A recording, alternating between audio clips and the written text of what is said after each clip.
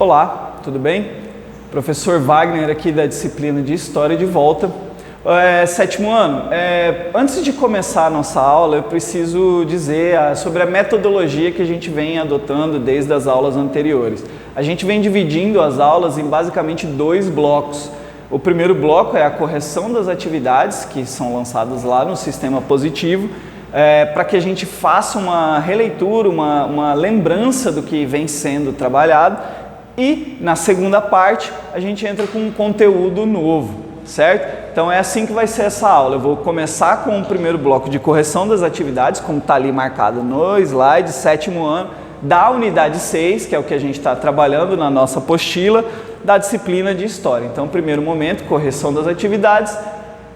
Depois que a gente finalizar essa parte, entra com um conteúdo novo, ok? Então vamos lá, sétimo ano, corrigir as nossas atividades e relembrar o que a gente já vem trabalhando aí desde o começo do segundo bimestre, ok?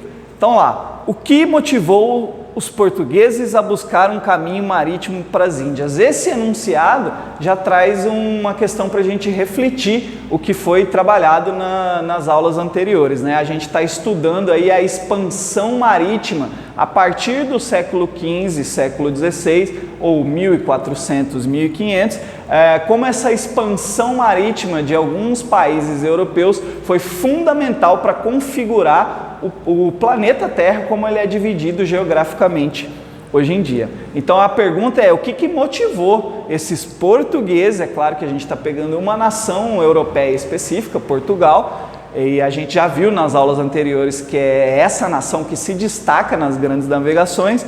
E aqui a pergunta é, o que motivou esses portugueses lá em 1400, no século XV, a buscar um caminho marítimo para as Índias? E o detalhe aqui da questão é o marítimo, porque a gente viu nas aulas anteriores que essas nações europeias já faziam comércio com os países asiáticos, porém de forma terrestre, uma jornada muito longa e cansativa, e aí algumas nações se lançaram ao mar para tentar essa nova jornada, essa nova aventura.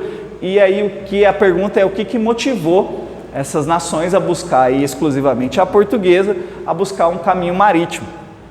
Tá lá, ó. A gente viu e cansou de ver que o grande interesse dos países europeus no Oriente são as especiarias, que é o que a gente já viu também o que é. Então, a resposta é a letra B. O que motivou essas nações europeias é a busca incessante por especiarias oriundas de países do Oriente. Então, resposta certa, a letra B, ok? Aí é uma questão que fala delas. As especiarias eram desde sempre considerado o ouro das Índias. Então, para você ver a importância, né? A canela, o gengibre, o cravo, a pimenta e o açafrão eram produtos difíceis de obter pelas nações europeias. A busca por essas especiarias desenvolveram um tipo de expansão marítima, que também ficou conhecida como o período das... Falei aqui na questão anterior, nas aulas anteriores também, a expansão marítima dos países europeus também é conhecida como o período das grandes navegações. Então está aqui, a resposta é a letra B da questão número 2, ok? Sétimo ano, vamos lá, vamos andar. Vários fatores contribuíram para as grandes navegações. Então a gente viu que essa expansão marítima também pode ser chamada de grandes navegações. E aqui a pergunta é, que fatores contribuíram, além da busca incessante por essas especiarias vindas do Oriente? Eu trabalhei com vocês na outra aula que a dificuldade de chegar no Oriente via terrestre estava causando um déficit. O que é déficit? Uma diferença na economia dos países europeus. E além disso, essas grandes navegações só foram possíveis com a aliança da monarquia dos países monárquicos europeus e dos burgueses que continham o capital ou o dinheiro, como você quiser chamar, para poder investir nessas grandes navegações. Dentro disso, aqui já estava explicando e resumindo, é a letra C, o déficit em relação ao comércio, ou seja, eles estavam perdendo comércio pela via terrestre, por isso decidiram fazer a rota marítima. E só foi possível se lançar ao mar em grandes caravelas porque os endinheirados da época de 1400, ou a classe social chamada burguesia, se aliou com a monarquia, que era o sistema político mais comum na Europa, e financiou essas expedições, essa ida ao mar dos países europeus. Então, resposta correta, letra C. Ok, sétimo ano? Quarta pergunta. Qual país europeu se destacou no final do século XV? Então já vem falando isso aqui, inclusive na resolução das questões. Essa aqui está bem tranquila. Qual país se destacou como pioneiro das grandes navegações no século XV?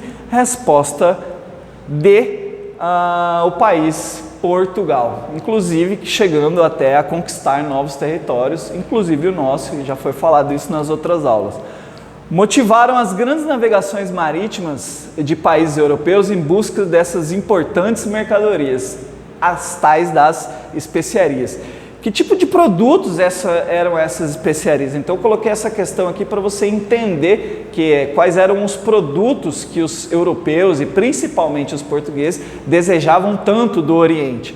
Tá lá, a resposta correta é a letra A, uma questão super tranquila também, como estava lá no enunciado das outras questões. A resposta correta é a letra A, cravo, pimenta do reino, seda e outros produtos que receberam o nome de especiarias, ok? Então, com aquela última questão, a gente encerra o primeiro bloco da aula, já corrigimos aí as nossas atividades, entendemos, relembramos do que a gente vem falando, das expansões marítimas, a busca por novas rotas, o contato de portugueses com asiáticos, africanos, nesse sentido aí que a unidade 5 foi toda trabalhada. Então, a partir de agora a gente começa uma nova unidade, a unidade 6 aí da apostila de vocês, que fala do Oriente, da Índia, da China e do Japão, mas é uma unidade um tanto quanto complexa, a gente vai trabalhar ela de forma tranquila para que a gente possa entender. É um assunto pouco falado, pouco trabalhado, a expansão marítima pro Oriente. A gente vê mais a questão do descobrimento do Brasil e essas coisas, mas a apostila aí traz para a gente esse assunto de extrema importância, a expansão de países europeus pro Oriente, e é o que a gente vai trabalhar nessa unidade, que a gente já viu inclusive alguns pontos que foram o que motivou os portugueses para essa expansão marítima. A gente acabou de resolver um exercício sobre essa questão, os fatores que contribuíram para que essas grandes navegações acontecessem, a gente já viu quais foram também, e o encontro desses portugueses, que foi a nação europeia pioneira nessas grandes navegações, e como se deu esse encontro, esse choque cultural entre os portugueses, né, e os países do Oriente, como Índia, China e Japão, que é relativos à unidade 6, ok? Então tá lá, essa é a nossa aula 4 do segundo bimestre, unidade 6. Vamos continuar aí entendendo como se deu essa expansão marítima de países europeus pro Oriente, ok? Então nessa aula a gente vai trabalhar 3 pontos. A localização geográfica do Oriente, porque muito se fala do Oriente, mas pouco se entende, principalmente geograficamente, o que é o Ocidente e o que é Oriente. Então a gente vai se localizar geograficamente no contexto das grandes navegações. O segundo ponto que vai ser trabalhado é o encontro efetivo de portugueses e nações orientais e as diferenças culturais que esse encontro deixaram em evidência, ok? Então são esses 3 pontos que a gente vai trabalhar na aula de hoje. Primeiro, a localização geográfica do Oriente no contexto das grandes navegações. Então esse é um mapa que eu já venho trazendo para vocês desde a unidade 5, que mostra a rota feita pelos portugueses. Então tá aqui, ó, Portugal, a gente quer chegar na Índia. Lembrando que a navegação pelo mar Mediterrâneo estava interrompida e as rotas terrestres para chegar na Índia também estavam interrompidas. E é isso que motivou os portugueses a se lançarem no mar para fazer essa rota aqui, ó, contornando o continente africano e chegando nos países orientais, principalmente, como a gente viu na aula passada, na Índia, ok? Então tá lá, o comércio era muito fundamentado nas negociações de produtos feitas no mar Mediterrâneo. Houve a necessidade, eu já expliquei quais foram essas necessidades, de se buscar novos caminhos para se obter as especiarias oriundas do Oriente e que tanto agradava aos mercados consumidores europeus. Portugal reunia condições favoráveis para os negócios que marcavam o momento. Era um país já unificado, dispunha de uma condição geográfica favorável para se lançar ao mar. Olha lá, ó, a Península Ibérica, rodeada pelo mar Mediterrâneo e pelo Oceano Atlântico. Então, a posição geográfica mais favorável é impossível.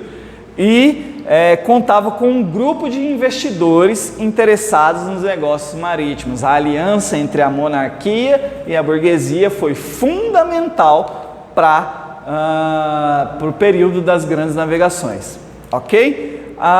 Então tá lá, agora como que se deu o encontro entre ocidentais e orientais? Então eu trouxe esse mapa aqui bem básico, que através do meridiano de Greenwich, a gente divide o que é Ocidente e o que é Oriente. Então tudo que está em azul aqui, ó, do mapa mundi é considerado países, são considerados países do mundo ocidental. E tudo que está em vermelho aqui, ó, do lado direito aí de vocês, são considerados países orientais, certo? Isso é uma divisão geográfica ainda feita na antiguidade que dividiu o globo terrestre entre Ocidente e Oriente. Então, se você reparar nessa questão, e aí é um ponto que eu quero chamar a atenção, ocidental mesmo, na Europa, são pouquíssimos países. Só essa faixa territorial aqui, que inclui, inclusive, Portugal e Espanha. E a faixa oriental é gigantesca, incluindo boa parte do continente europeu e africano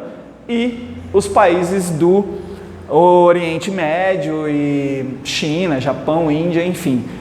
Tá aí a divisão para que você entenda o que é Ocidente e o que é Oriente, ok? E a presença pioneira desses portugueses na Ásia foi responsável por muitos do que seriam os primeiros contatos entre europeus com os países no Oriente.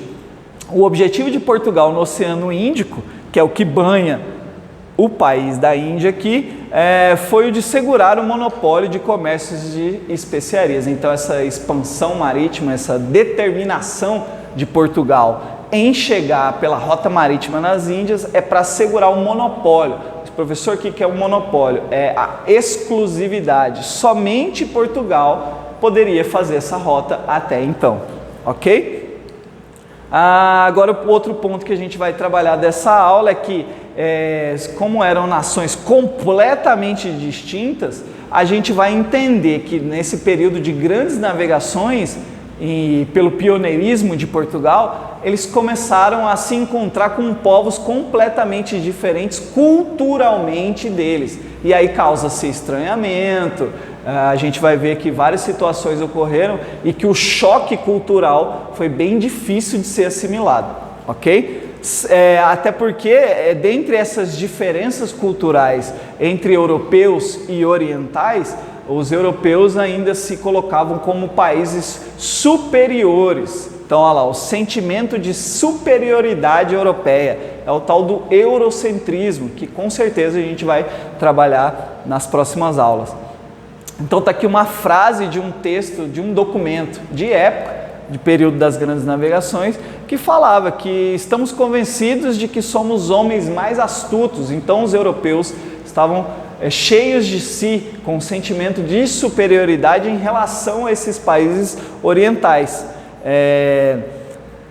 Essa declaração demonstra o sentimento de superioridade dos países europeus. Então, o primeiro ponto a ser trabalhado das diferenças culturais é o sentimento de superioridade dos países europeus e que depois, durante o processo de colonização, e que é o que a gente vai ver daqui para frente, é como se deu esse processo de colonização de países europeus no Oriente, e é um assunto também muito pouco falado. A gente precisa entender que os países da Europa não colonizaram só a América, e sim também países do Oriente. A gente vai trabalhar isso de forma mais tranquila nas próximas aulas. Aqui eu trouxe uma imagem que é a chegada do navegador português, um dos pioneiros, chamado Vasco da Gama, quando ele chega e encontra o rei da cidade de Calicut, na Índia. Então, para que você veja aí o choque cultural, a diferença de uma cultura recebendo uma outra completamente diferente, é o que a gente vai ver nas próximas aulas. Sétimo ano. Para as próximas aulas eu também separei aqui a revisão de preparação para a nossa trilha. Então a gente já fecha a unidade 6 e a unidade 5, que vão ser os dois conteúdos que a gente vai trabalhar na revisão da próxima aula de preparação para a trilha. Continue cuidando de você e da sua família e até a próxima.